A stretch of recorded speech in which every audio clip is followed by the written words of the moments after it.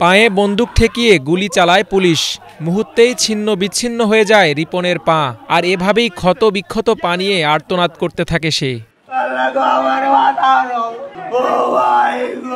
ভিডিওটি নেট দুনিয়ায় ভাইরাল হলে নিন্দার ঝড় ওঠে। গত 4 আগস্ট সুনামগঞ্জ জেলা সদরে ঘটনাটি ঘটে। সেদিন শেখ হাসিনার পদত্যাগের এক দফা দাবিতে সুনামগঞ্জের রাজপথে নামে বিপুল ছাত্র জনতা। শান্তিপূর্ণ আন্দোলন ঠেকাতে নৃশংস ভূমিকায় অবতীর্ণ হয় কিছু পুলিশ সদস্য। প্রতিবাদী জনতাকে ছত্রভঙ্গ করতে চালানো হয় নির্বিচারে গুলি, টিয়ার সেল। চলে ধাওয়া পাল্টা ধাওয়া, আহত হন শতাধিক। এক পর্যায়ে পুলিশের ধাওয়া খেয়ে রিপন আশ্রয় নেয় পার্শ্ববর্তী এক বাড়ির গ্যারেজে। তাকে খুঁজে বের করে এএসপি রাজন কুমার দাসের নির্দেশে পায়ে বন্দুক ঠেকিয়ে গুলি চালান সুনামগঞ্জ সদর থানার ওসি খালেদ চৌধুরী। পা নিয়ে আর্তনাদ করতে থাকে রিপন।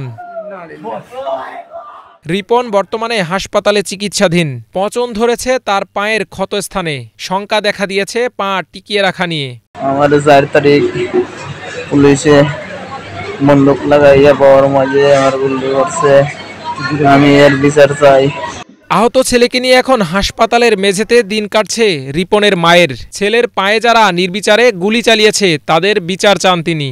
আমার উপরে জীবন নষ্ট হয়ে গেছে, যে আমার ছেলেরে মারছে আমি সুস্থ বিচার চাই।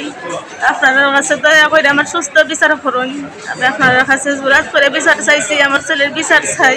পুলিশ বলছে আন্দোলনরত শিক্ষার্থীদের ওপর গুলি চালানোর কোনো নির্দেশ ছিল না। মাঠ পর্যায়ে কিছু অতি উৎসাহী কর্মকর্তা নিজ দায়িত্বে এই অন্যায় আচরণ করে থাকলে তাদের বিচারের আওতায় আনার আশ্বাস দেন পুলিশ সুপার। ওটা আসলে আমরা ইনকোয়ারি করে দেখব যে আসলে ঘটনার পরিপ্রেক্ষিত কি ছিল এবং এই বিষয়ে যদি আমাদের এখানে কেউ সংশ্লিষ্ট থাকে বা জড়িত থাকে সেভাবে আমরা ইনকোয়ারি প্রতিবেদন সাপেক্ষে তার বিরুদ্ধে যথাযথ ব্যবস্থা গ্রহণ করব। ছাত্র জনতার অভ্যুত্থানের মধ্য দিয়ে হাসিনা সরকারের পতনের পর আত্মগোপনে চলে যান সেই পুলিশ কর্মকর্তারা। তবে তাদের খুঁজে বের করে বিচারের মুখোমুখি করার দাবি ছাত্র জনতার। Bangla vision news desk.